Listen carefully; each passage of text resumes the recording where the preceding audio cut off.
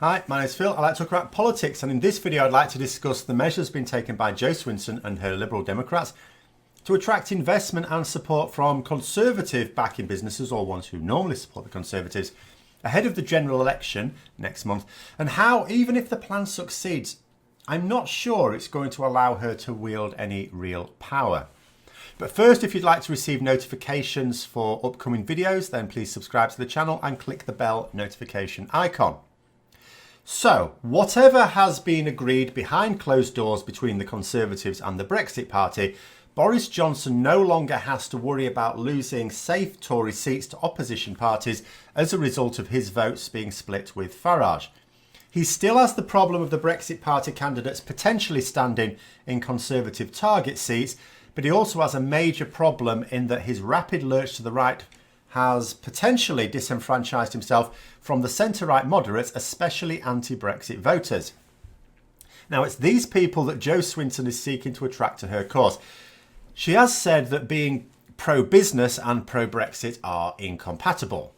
And this is something that would certainly resonate with most business leaders who are fully seized of the notion. Besides, who would be silly enough to trust Boris Johnson to look after the interests of their business?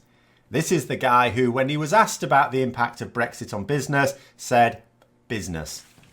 I wouldn't have thought it would be too tough a sell either. Although some business leaders are often wary about backing Labour, especially with a leader like Corbyn, the Liberal Democrats are perhaps an attractive prospect for a Conservative-minded business owner. I mean, under normal circumstances, it would seem a fruitless investment. Until recently, either Labour or more usually the Conservatives would win a majority in Parliament, and a third party had no power to either block or enact legislation themselves. Well, now things are different. In a hung Parliament, the Liberal Democrats have every chance of being able to play kingmaker, just like they did in 2010. And for a moderate Conservative, well, supporting the Liberal Democrats could gain them a great deal. For all Johnson's claims that the Liberal Democrats would form a coalition with Labour if the Conservatives lose, this is most unlikely. Not only did the Liberal Democrats, with Swinson playing a major role, work with David Cameron's Conservatives to push austerity measures through, but Labour have shown no sign of wanting to join the anti-Conservative alliance in the general election next month.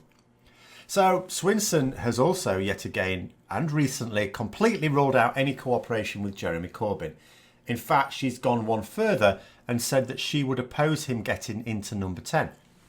I mean, there is simply no bridge between the two parties with their current leaderships. Corbyn doesn't want to work with the Liberal Democrats. The Liberal Democrats don't want to work with Corbyn. They're not going to support each other in the next Parliament. So it's crystal clear that the Liberal Democrats' plan is to have a Conservative government, but force them into a referendum. And I can caution them as much as I would want about what happened last time. You know, they empowered the Conservatives for the price of a referendum. What happened there? It didn't happen, and they got butchered at the next election. But, you know, that's what they're doing again. Oh, no, we've learnt this time. We know what we're doing this time. Not that I will blame them as such, with Labour's refusal to work with others and them included in that. You know, it's hard to blame them. But the thing is, if the main problem that business leaders have with the Conservatives is Brexit, then the Liberal Democrats could easily demand a public vote with Remain as an option for any cooperation at all with a minority Conservative government. That would be the plan. This way, they get a Conservative government, but one that has to finally put a lid on Brexit. Best of both worlds to what is essentially a Conservative-leaning business owner. And time may be of the essence for them. And I don't just mean because the general election is just a few weeks away, just around the corner, but because the economy only narrowly avoided entering a recession again. Still, what growth there is negligible. The economy is on its arse, skilled workers are harder to find, and the international customers are abandoning British businesses for more reliable suppliers in other EU countries. And it's very much along those lines that the Liberal Democrats are hoping to attract that support. The facts are that Boris Johnson's Brexit will mean a smaller economy due to lost trade and a smaller workforce available in the UK. Production will go down, our economy goes down. Time and time again, the vast majority of businesses say they are not prepared for Brexit. This comes down partially to a lack of information on how to prepare from the government, but mostly from the fact that, for most businesses, How do you prepare for having less customers, fewer customers, and access to a smaller workforce? So with the Liberal Democrat Party showing itself to be right-leaning in order to attract centre-right moderate votes, and anti-Brexit in order to attract left-wing votes, and being staunchly anti-Corbyn in order to attract both centre-left and centre-right, then Swinson is hoping to get the party more seats than ever before, and as a result more power than ever before in Parliament. But let's just assume that Jo Swinson's plan works and she's in a position to make or break a Conservative government.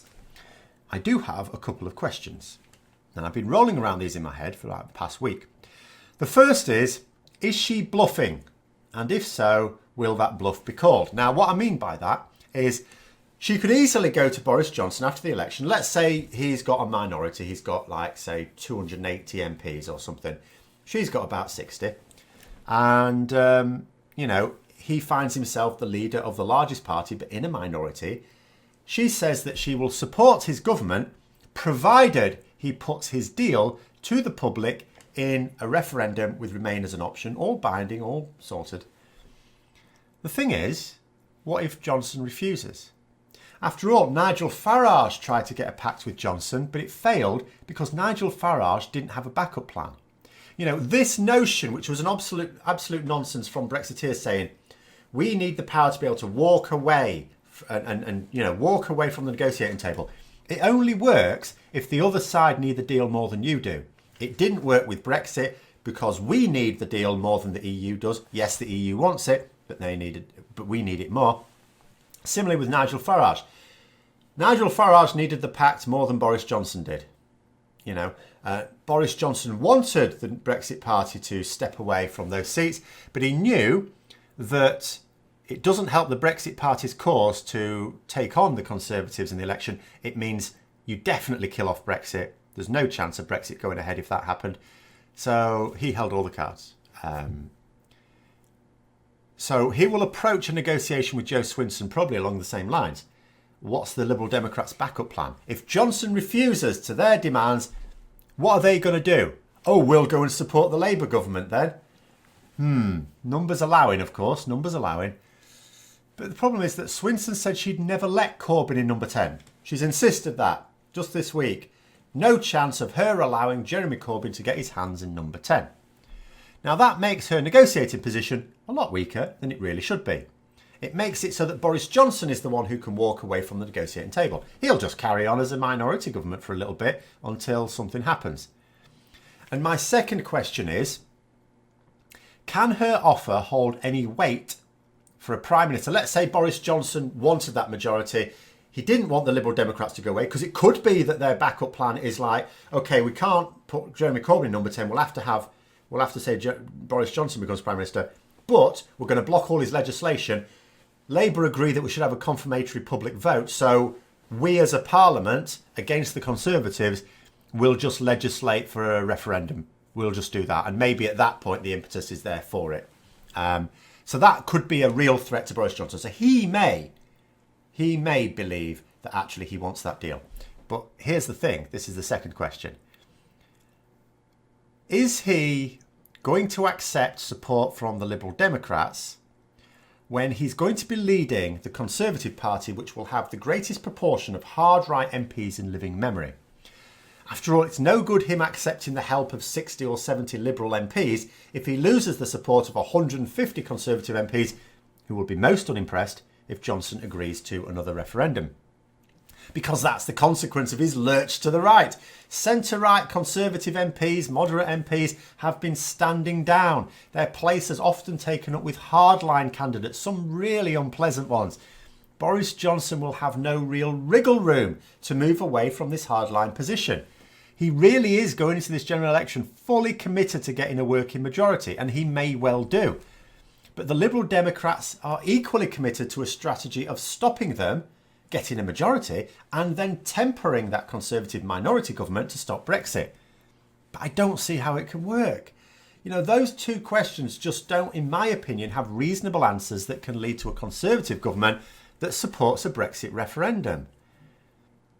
So although her aim of attracting support from Conservative business leaders has merit, and I could see that definitely working, I struggle to see how she could possibly use even a massively expanded Liberal Democrat parliamentary party, even if she got 100 MPs. How is she going to use it to any great effect if she's unable to work with the Conservatives, either because Boris Johnson calls her bluff or because he just loses too much support in his own party to be worth it? So she's unable to work with the Conservatives and unwilling to work with Labour. And yes, I know, I'm a Labour supporter and you may think I'm only thinking this way because of that. But if you can think of a way of answering those two questions without resorting to unicorns in a way that leads to a Conservative government under Boris Johnson, delivering a referendum with Remain as an option, then be my guest. It is beating me at the moment. So I hope you found the video interesting. If you did, don't forget to click the like button. If you'd like to support the channel further, then please click the Patreon link for details. And until next time, I'll see you later.